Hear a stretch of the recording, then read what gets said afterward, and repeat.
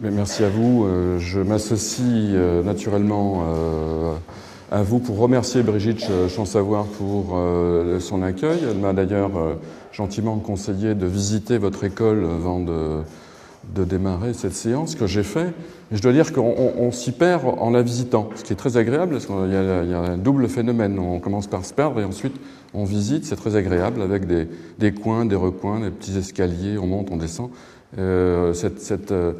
Je connaissais un tout petit peu cet établissement pour y être venu il y a quelque temps. Et je dois dire, à chaque fois, je suis intrigué par l'architecture de ce bâtiment et en plus son implantation dans des quartiers populaires. Ça n'est pas anecdotique. Alors je ne sais pas s'il y a des gens des quartiers environnants qui viennent à vos conférences. Peut-être. Y en a-t-il ce soir? Je ne sais pas. En tout cas, il y a sur la matière, sur l'objet qui nous intéresse ce soir, il y a des choses à leur dire, on a des choses à se dire, et c'est ce que j'essaierai de faire dans une deuxième partie. Je m'arrête là, et effectivement, je vous laisse regarder ce film documentaire que nous avons tourné à Rome au mois de mai cette année. Voilà, La Boccade et la Verità, je confirme. Alors, deux précisions sur le film que vous avez vu. Première précision, c'est le premier d'une série de 3 pour l'instant.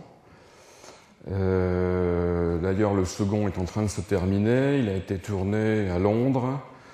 Il s'intitule « Les cités coopératives de la Community Self-Building Agency » ou l'art de refaire son intérieur. Comme celui-ci, le second film sera mis en libre accès sur Internet, puisqu'il est en Creative Commons, en bien commun, ce qui veut dire donc non commercialisable, non modifiable et en libre accès. J'en dirai un mot tout à l'heure parce que c'est sur le contenu, l'action menée par la CSBA est remarquable, donc j'ai prévu d'en dire un mot. Le troisième de la série, en attendant les autres, se fera à Barcelone au mois de janvier, où nous irons là aussi prendre contact, les contacts sont déjà pris depuis longtemps, mais visiter des coopératives, discuter avec eux. Et donc là aussi, il y aura donc un troisième film.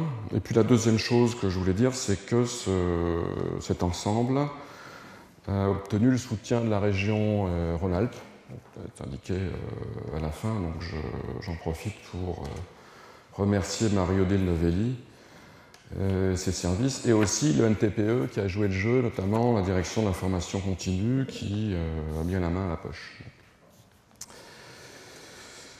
Il faut un peu d'argent pour travailler, évidemment. Alors, j'ai prévu l'intervention, si possible, cohérente. En tout cas, j'ai fait l'effort. Je verrai, enfin, vous jugerez par vous-même s'il y a de la cohérence, j'en sais rien. En prenant un peu de distance par rapport à ce document, mais en essayant quand même d'aller pointer des questions centrales qui sont dites à plusieurs reprises dans ce document, qui est un document où les militants de la défense du relogement qui se sont engagés sur un processus long s'expriment et disent un certain nombre de choses qui, je crois, méritent d'être mises en perspective si on s'intéresse à la question, comme tout un chacun, comme tout citoyen, de la ville, de ses évolutions, de sa mise en perspective. Donc là, ce sera ma première partie. Et puis, j'essaierai dans un deuxième temps, précisément par rapport à ce modèle de ville que je vais un peu étayer, au regard de ce que nous disent les militants ou les coopérateurs, simplement qu'on a vu tout à l'heure, j'essaierai de me demander, au fond, ce que le modèle coopératif, d'abord, y a-t-il un modèle coopératif? Et s'il y en a un, en quoi peut-il répondre à un certain nombre d'interrogations, voire d'inquiétudes sur les évolutions de la ville et de la société de manière générale. Et alors, précisément, ce film, La Boccade et la Verità, nous donne à voir une ville de Rome qui est typiquement une ville vitrine d'un côté et ville éclatée de l'autre. À plusieurs reprises, les témoignages indiquent que sous les effets de la spéculation immobilière, des populations fragilisées par le marché immobilier, sont déplacées à 30-40 km des lieux de vie, des quartiers centraux, et ce, indépendamment des coûts humains et financiers qui sont générés. Dans le même temps, c'est indiqué au début du film, des millions de mètres carrés de bureaux au cours de ces 10 dernières années à Rome se sont substitués à ces logements dans les arrondissements centraux. Et précisément, combattant cette vision du monde qui a prétention à imposer un projet de normalisation élitiste des usages de la ville, des habitants, des militants de l'habitat coopératif tentent de promouvoir ce qu'ils dénomment une ville consolidée, ils le disent à plusieurs reprises, et un concept que, pour ma part, je définirais de la façon suivante, autour de 4 éléments principaux. Premièrement, la ville-métropole doit être vue comme un lieu de coopération équitable, selon la formule de John Rawls, je reviendrai là-dessus tout à l'heure, et non comme un lieu où se cristallisent contradiction, injustice et exclusion sociale. Deuxième caractéristique de ce concept de ville consolidée, les habitants doivent être perçus comme une ressource essentielle et non comme un obstacle ou un frein à un développement urbain harmonieux. Troisièmement, une volonté politique a minima de reconnaissance administrative de l'habitat irrégulier doit se manifester, ce qui suppose l'arrêt des expulsions et la légalisation des pratiques coopératives résidentielles.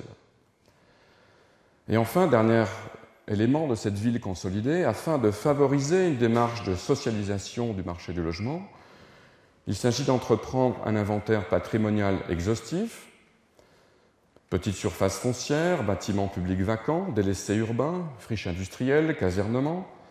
D'une manière générale, ce modèle urbain de la ville consolidée implique la mise en œuvre de politiques publiques visant au retour de populations fragilisées par le marché dans des bâtiments publics vacants et recyclés, à l'intérieur des quartiers, c'est-à-dire là où se déploient les services urbains, commerce, bureaux, transports, lieux d'éducation, de culture, là où s'effectuent la plupart des transactions sociales et où se distribuent les opportunités économiques et d'emploi.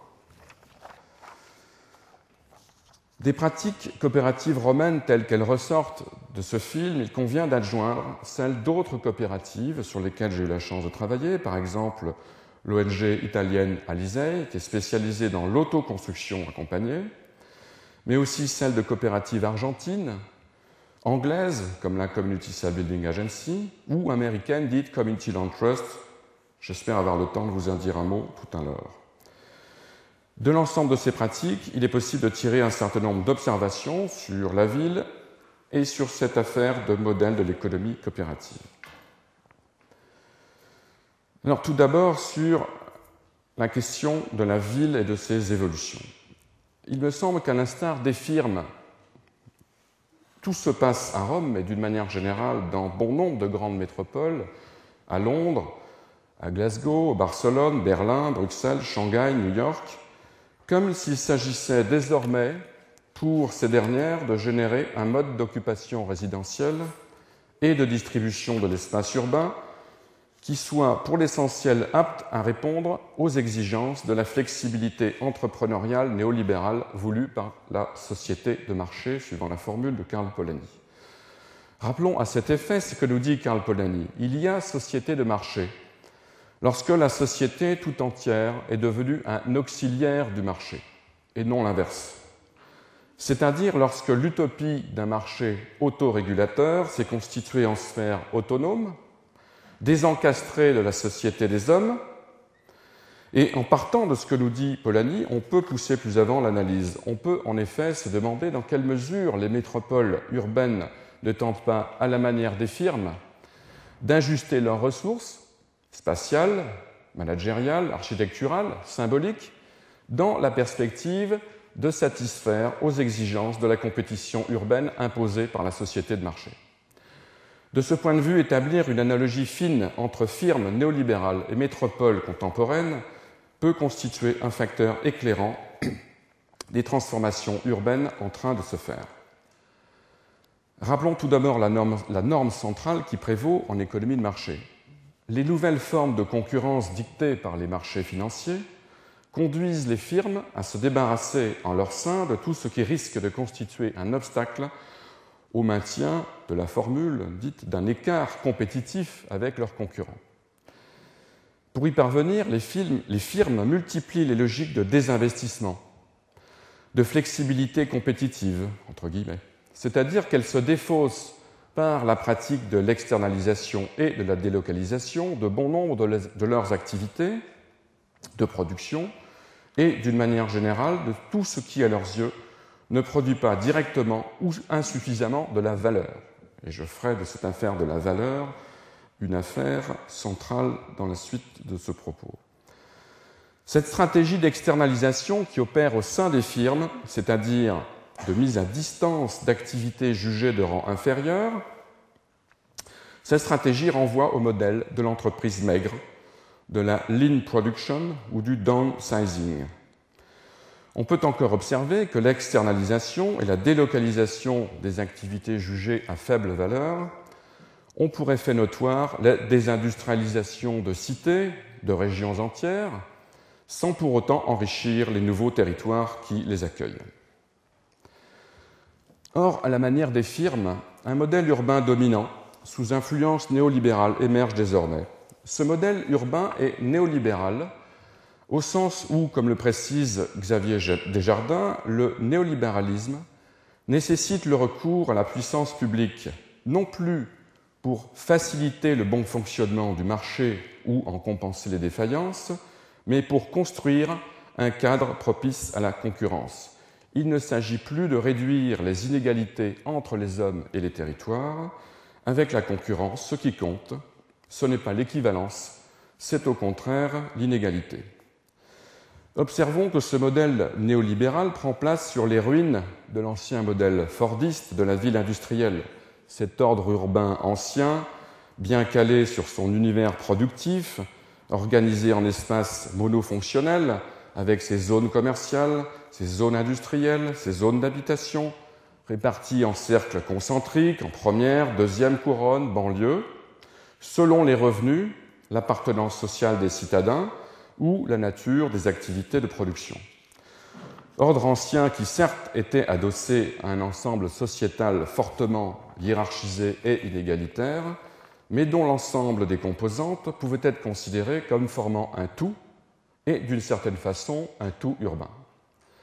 À l'inverse, le modèle urbain de la cité néolibérale contemporaine apparaît, à l'instar du modèle des firmes, comme une entité duale, scindée d'une part en villes-vitrines, dotée pour l'essentiel d'un hypercentre, dédié aux fonctions de management et de gestion, c'est-à-dire dédié aux actes de la conduite des affaires du monde, centres boursiers, banques d'affaires, sièges sociaux des grandes firmes, des compagnies d'assurance, commerces de marque, activités qui prennent place au sein d'un urbanisme de tour à forte charge symbolique et qui sont considérées par les marchés comme étant les seuls qui vaillent vraiment, c'est-à-dire les seuls qui soient en capacité de produire de la valeur. Et d'autre part, à côté de cette ville vitrine, il y a la ville composite, c'est-à-dire un ensemble changeant, éclaté, instable, aux contours peu mal définis, mais qui de fait se retrouve externalisé. En d'autres termes, la ville composite externalisée est mise à distance de la ville-centre et des circuits de décision qui l'irriguent. Dans cette ville composite externalisée se retrouvent pêle-mêle des zones d'habitat intermédiaires, insuffisamment desservies en transport et services urbains, en proie au mouvement pendulaire des migrations salariales quotidiennes, des friches industrielles et autres délaissés urbains, et surtout des poches de pauvreté, peuplées de populations reléguées, fragilisées par le marché et jugées insuffisamment productrices de valeur, au regard des critères et des normes de rentabilité qui fondent et qui légitiment le modèle dominant de la firme néolibérale. Ainsi, tout comme les firmes, les cités néolibérales contemporaines, à leur manière, prétendent externaliser, c'est-à-dire mettre à distance de leur centre vital des populations jugées insuffisamment productrices de valeur. Pour le dire autrement, il en va du modèle de la firme néolibérale comme de celui de la ville néolibérale. Dans les deux cas, un environnement hautement concurrentiel impose les ajustements rendus nécessaires à la définition des marges de rentabilité. Dans le premier cas, ce sont des activités de production jugées peu rentables qui sont mises à distance des centres de décision. Dans le second, ce sont des populations. La ville et la firme néolibérale sont ainsi réunies dans un même élan utilitariste et mimétique pour un seul et même résultat, la consécration d'un modèle unique de pensée et d'organisation des activités des hommes selon les exigences de la société de marché. On peut de ce point de vue s'inquiéter avec Ansel Jam, qui est l'auteur de Crédit à mort, la décomposition du capitalisme et ses critiques, s'inquiéter de ce que l'un des aspects les plus menaçants du monde contemporain est que des individus et des groupes toujours plus nombreux deviennent superflus parce qu'inutiles.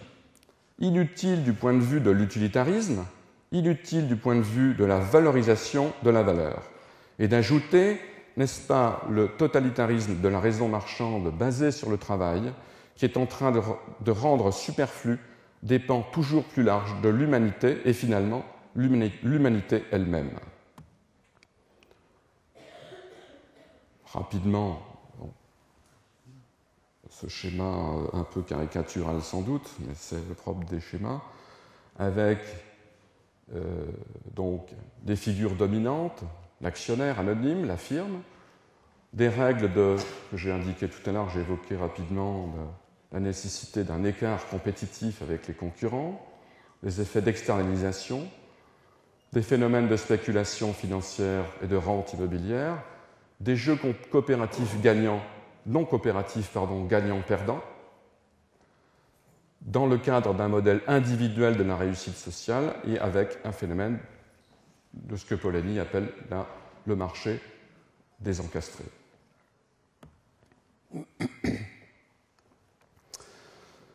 Alors, face à ce modèle dominant de la cité néolibérale et de la société de marché, c'est mon second point, que nous disent les coopératives d'habitants?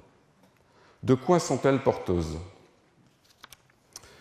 Des études de cas sur lesquelles nous avons travaillé, il ressort que 5 principes d'action communs sont clairement identifiables et assurent une cohérence d'ensemble. De façon plus générale, à travers les coopératives d'habitants, c'est bien de la question du réencastrement du marché et de la sphère immobilière dans la cité dont il est question. Le premier de ces 5 principes, que je vais vous présenter rapidement, a trait à la mobilisation des habitants. Les coopératives d'habitants sont composées de populations qui vivent par elles-mêmes des formes aiguës d'exclusion et de disqualification sociale. Or, il apparaît que ces populations disqualifiées commencent par refuser tout à la fois les conditions d'existence, mais aussi les logiques d'assistanat qui leur sont imposées par la société. Ces populations, que l'on qualifierait d'indignées aujourd'hui, sont soutenues à Rome, mais aussi à Buenos Aires, par exemple, ou ailleurs, par des structures militantes et des associations de défense du droit au logement.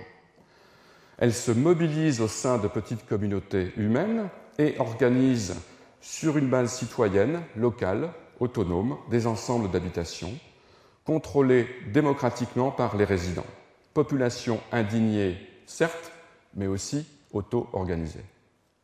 En d'autres termes, les habitants se coalisent pour fonder un projet coopératif, démontrant ainsi leur capacité d'auto-organisation dans un contexte de rareté des ressources. À Rome, à Buenos Aires, à Londres, en Écosse, à Giga Island ou à Burlington aux États-Unis, les coopératives d'habitants démontrent une forte capacité de mobilisation sociale chez ceux-là même qui vivent de façon directe la crise du logement abordable et d'une façon plus générale les effets directs de leur propre disqualification sociale. Ainsi que l'analyse John Rawls, pour qu'une société soit considérée comme un système équitable de coopération entre des citoyens tenus pour libres et égaux, les institutions doivent, dès le départ, placer entre les mains des citoyens, et non pas seulement de quelques-uns, des moyens productifs suffisants pour qu'ils soient des membres pleinement coopérants sur une base d'égalité. Telle est donc l'ambition affichée ici. Le second principe que l'on retrouve dans ce modèle coopératif a trait à la conception même de l'habitat qu'en ont ses promoteurs. On quitte ici la sphère de l'immobilier marchand et sa logique spéculative pour entrer dans le registre du droit à habiter. De nouvelles formes d'exclusion sociale imposent de nouvelles frontières du droit. Opère en réponse le choix d'une mise à distance volontaire de l'immobilier en tant que bien monnayable porteur d'une valeur, en l'occurrence marchande, et le retour à un usage de l'habitat perçu comme droit fondamental et légitime dont tout individu est porteur. Et l'illustration centrale du film que vous avez vu porte sur l'autorecupero, c'est-à-dire la manière dont des habitants victimes d'expulsion, plutôt que d'accepter d'être transférés à 30-40 km du centre-ville, ont refusé cette situation, commencé par dire non, et sont entrés dans des processus initialement illégaux, clairement de squattage de bâtiments publics, et avec le relais, avec le soutien d'un certain nombre d'organisations militantes, on a expliqué le processus, devenus conseillers régionaux, ont fait adopter des dispositifs législatifs permettant ce que j'ai appelé tout à l'heure cette reconnaissance administrative à minima de ces pratiques anciennement irrégulières.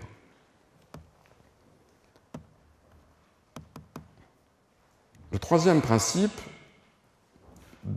constitutif de ce modèle coopératif a trait à la place de l'habitant dans l'ensemble ainsi constitué. Et il tient dans l'intrusion et au repositionnement d'un acteur qui se situe au cœur même de la chaîne de production immobilière. Cet acteur n'est pas nouveau. Cet acteur, ce sont les habitants eux-mêmes. Et cet acteur est repositionné. Plus précisément, la relation à l'acte de construction ou de rénovation d'un bien immobilier est ici reconfigurée sous l'effet de la réunification partielle ou totale de l'habitant et du constructeur. Dès lors, face à la spirale inflationniste des coûts immobiliers à l'œuvre dans le modèle de la cité néolibérale, les coopératives d'habitants enclenchent une rupture nette dans le processus généralisé de spéculation et de rente immobilière. Des gisements de rente immobilière se tarissent, certains intermédiaires disparaissent, à l'inverse, d'autres acteurs qui interviennent notamment sur le registre du suivi et de la formation technique préalable au chantier des communautés de coopérateurs émergent ou voient leur rôle se transformer, et en particulier, je n'oublie pas l'endroit d'où je parle, les architectes, par exemple, qui sont conduits à intervenir durant les phases de formation technique des coopérateurs. Ainsi, en Italie, l'ONG Alisei, qui est adepte du concept de banque du temps, dont on a parlé un peu tout à l'heure, à laquelle doivent souscrire les membres de toute coopérative, apparaît désormais en Italie comme un acteur incontournable.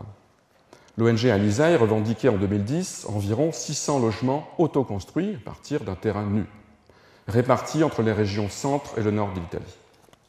Des programmes immobiliers édifiés, en autoconstruction accompagnée, soutenus par Alisei, s'adressent à des populations jeunes, en moyenne d'âge 39 ans, aux revenus limités, en moyenne 13 000 € de revenus annuels, disposant d'un emploi plus ou moins stable, et surtout, à proportion égale, à des nationaux italiens et à des familles issues de l'immigration résidant légalement sur le territoire italien. Alors, un mot d'explication sur cette affaire de banque du temps. Vous avez sur le diagramme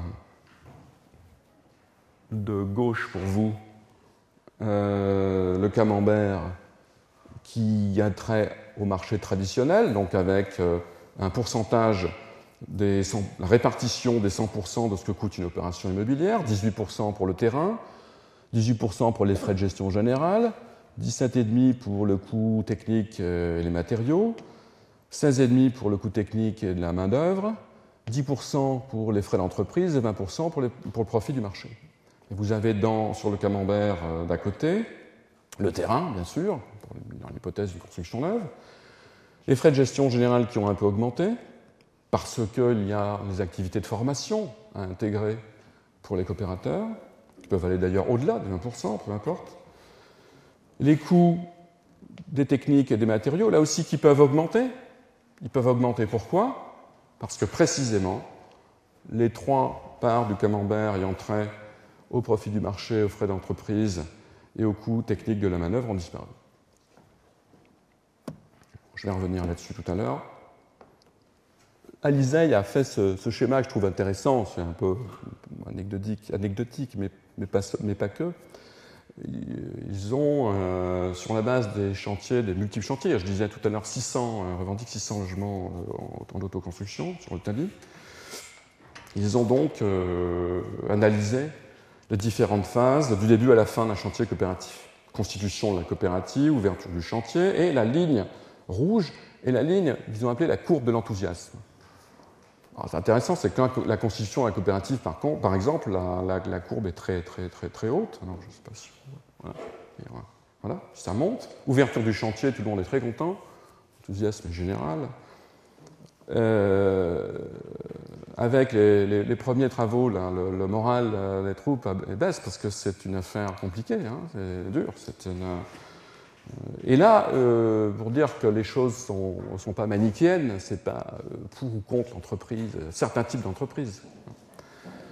Alizei fait intervenir précisément des artisans, des entreprises spécialisées, justement au moment où le moral des troupes ne va pas bien, ce qui d'ailleurs immédiatement leur permet de voir remonter la courbe du moral avec les formations, etc. Les fondations, ça redescend, etc. Bon, c'est chaotique. Et puis, on voit, ça s'achève et les gens sont fatigués, c'est compliqué.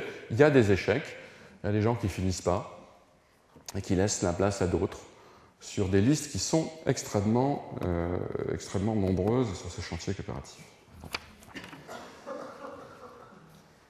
Le 4e principe de ce modèle coopératif a trait à la question de la finance. Mais surtout, j'allais dire, à la question centrale de la production de la valeur, que j'ai commencé à évoquer et sur laquelle je vais revenir maintenant. Car précisément, ce qui conforte l'économie coopérative dans sa démarche de réencastrement de la sphère immobilière dans la société tient aux relations nouvelles entre les populations estampillées non bancables par le marché et qui sont considérées comme ne produisant pas de la valeur, et les établissements bancaires qui relèvent de la finance éthique ou de la finance solidaire.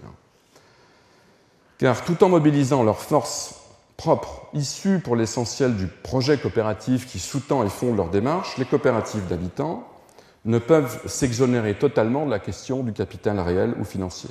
Tout projet coopératif immobilier, fût-il initié sur le mode de l'autoconstruction ou de l'autorécupération, nécessite le recours à l'emprunt et à des capitaux pour l'acquisition d'un foncier, dans le cas d'une construction neuve, l'achat de matériaux, d'outillage, la souscription à des assurances pour le risque d'accident, le paiement d'honoraires à des architectes, par exemple. Le curseur capital social, capital financier est pourtant déplacé. En s'adossant aux établissements qui relèvent de l'économie éthique, les coopératives italiennes, argentines, écossaises ont à la fois recours à des fonds de garantie municipaux ou régionaux, ainsi qu'aux services des banques éthiques, par exemple, en Italie, à ceux de la Banca Etica, qui est l'héritière des coopératives et mutuelles d'autogestion. Ces banques éthiques, dont certaines ont été créées dès la fin du XIXe siècle, œuvrent à contre-courant de la logique financière dominante. Elles agissent selon un principe d'inversion de l'agenda bancaire classique. En effet, selon l'agenda bancaire éthique, le client coopérateur ne commence à rembourser son prêt qu'à partir du moment où l'immeuble a été en totalité autoconstruit ou auto-réhabilité. Ceci signifie que la banque éthique valide un principe de découplage entre le temps de la construction et le temps du remboursement du prêt. Ceci signifie également que la banque prend à sa charge le préfinancement nécessaire à la réalisation de l'opération immobilière, et ce, à des taux d'intérêt fixes et ajustés aux revenus très modestes des coopérateurs. Toutefois, ce concept de finance éthique ne rend pas compte totalement de l'intégralité de la valeur produite par le lien coopératif. Les normes comptables, bancaires ou financières, même éthiques, se révèlent inadaptées à la restitution de ce lien dans toutes ses composantes. Car il est bien question ici de ressources qui n'ont d'ailleurs strictement aucune valeur en économie de marché, alors même que leur apport se révèle déterminant dans le modèle de l'économie coopérative. Ainsi que l'analyse à leur sujet David Bollier, théoricien des biens communs, aucun gouvernement ni aucun marché ne sont en mesure de créer ce type de richesse, car elles reposent sur des relations sociales et morales enracinées dans le partage, la collaboration, la loyauté, la confiance, le trust, en anglais, entre les individus. Éléments intangibles qui ne sont pas quantifiables et qui, du point de vue des économistes, sont présumés n'avoir aucune espèce de conséquence, on pourrait ajouter ni aucune espèce de valeur. Or, l'enjeu consiste bien, ici, à agréger à la valeur comptable, financière d'un bien immobilier, les ressources qui sont issues de la sociabilité dite primaire et la valeur qui en découle. Il s'agit au fond d'inventer un hybride comptable où coexistent valeurs financières et immobilières et ressources telles que la confiance en soi, self-esteem, disent les Anglais, ou la confiance dans les autres, le trust, l'entraide mutuelle, en lieu et place de la norme de compétitivité et de ses avatars. Donner, recevoir, rendre, enseignait Marcel Mauss dans son essai sur le don. On voit ici que la notion de valeur ne se réduit pas à la conception étroitement utilitariste et financière défendue par les tenants du tout marché. Au final, l'ensemble de ces pratiques coopératives montre que des populations fragilisées par le marché sont en mesure de s'auto-organiser et de produire des biens et de la valeur que ni les firmes, le marché, ni les agences centrales, l'État, ne sont en mesure de générer. Et je vais illustrer mon propos par ce tableau comparatif. Vous avez sur la ligne du haut un logement social neuf, construit à Lyon, par exemple, de 70 mètres carrés. Alors, les prix ont monté parce que, avec les nouvelles normes des cohabitants, les prix ne cessent de monter. La production de la valeur primaire, il n'y en a pas. Et le prix de revient équivaut à la valeur immobilière du bien, simplement. Pour une construction, cette fois en autoconstruction, logement neuf en autoconstruction en Italie, par exemple, sur la ville de Ravenne, en région Ombrie, cas de figure réels, tirés des statistiques et des études de cas de l'ISEE. Le logement fait cette fois 125 mètres carrés. Le prix de revient, il est de 75 000 €. Je ne reviens pas pour les histoires de la Banque du Temps. Ce qui veut dire qu'il y a eu une production non négligeable, tout de même, de production de valeur primaire de 50 à 75%, mais bien entendu, ça n'enlève rien à la valeur immobilière marchande du bien qui, lui, vaut 150 000 €. D'ailleurs, se pose la question de savoir qu'est-ce qu'on fait de ce surcroît de valeur. Comment est-ce qu'on le répartit? Comment est-ce que ça se passe quand on vend le logement? Je reviendrai là-dessus parce que les Italiens n'ont pas la réponse, les Américains, eux, qui nous ont exporté la crise des subprimes, ont la réponse. Autrement dit, ils ont le poison, mais ils ont aussi l'antidote. Le troisième cas, c'est la réhabilitation classique, opération programmée d'amélioration de l'habitat, 80 mètres carrés, coût 55 000, etc. Valeur de la production primaire, néant. Donc, équivalence, là aussi, prix du logement, valeur immobilière. Je reviens à nos Italiens, le Torre Recupero Trastevere, cette coopérative centrale en plein cœur de Rome, un quartier bobo, très clairement, les loyers à 1 800 € par mois quand même sur le secteur. Des logements, certes, de taille réduite, 50-70 mètres carrés. Prix de revient d'un logement auto-récupéré, 20 000 €. 20 000 €. Production de la valeur primaire, inestimable. J'ai mis 50% pour faire sérieux, mais c'est beaucoup plus que ça. Et que valent aujourd'hui, que vaut cet immeuble, ancien couvent, etc., du XVIe siècle, dans ce quartier? Des fortunes. Des fortunes. Donc 100, 120 000 euros. Bon, ceci étant dit, une précision, c'est que la propriété ne change pas. C'est-à-dire que la ville de Rome reste propriétaire de ce bâtiment. Elle reste propriétaire. Mais c'est un jeu gagnant-gagnant. C'est-à-dire que les habitants ont gagné, mais la ville aussi, elle avait un logement insalubre. Alors si, elle aurait pu entrer dans un petit jeu spéculatif pour vendre cet immeuble le plus offrant, sans se préoccuper de... Bon, voilà, mais il y a aussi des politiques qui, à un moment donné, ont dit stop, on arrête. Alors, ils n'ont pas dit tout seuls, ils l'ont dit parce qu'on les a fortement poussés. Les militants de l'Unione Coligny, notamment, les ont fortement poussés pour ça. Dernier élément et principe constitutif de ce modèle de l'économie coopérative a trait à la question des relations avec les autorités locales, plus particulièrement, que j'appelle la régulation publique locale. À la différence des marchés financiarisés, l'économie coopérative ne se situe pas à l'extérieur de la cité. Les collectivités publiques, notamment à l'échelle locale, constituent un acteur incontournable. Les relations établies entre mouvements coopératifs et gouvernements locaux ne sont d'ailleurs pas absentes d'enjeux de pouvoir. Ce dernier, le pouvoir, se distribue selon les modalités d'une coopération antagoniste, dimension particulièrement significative pour les coopératives italiennes d'Autorecupero, issues clairement des anciens mouvements de squatteurs. Pour le dire autrement, il est bien question ici d'un rapport de force évolutif qui varie en intensité et en pratique selon les accommodements qui sont ou non trouvés entre élus, habitants mobilisés et mouvements coopératifs. Dans certains cas, et en réponse aux vides étatiques observés en Italie, en Argentine, ce sont initialement des mouvements activistes de défense du droit au logement qui se sont mobilisés afin de redonner du sens à la notion devenue désincarnée de droit au logement. Les collectivités territoriales ne sont intervenues que dans un second temps, pour l'illustration à Rome, pour assurer un travail de légitimation de ces pratiques initialement contestataires, voire illégales. Dans d'autres cas, ce sont les collectivités territoriales, régions, villes elles-mêmes, en relation étroite avec des réseaux associatifs militants qui ont repris l'initiative et pris part à cet intense travail de réinvention sociale.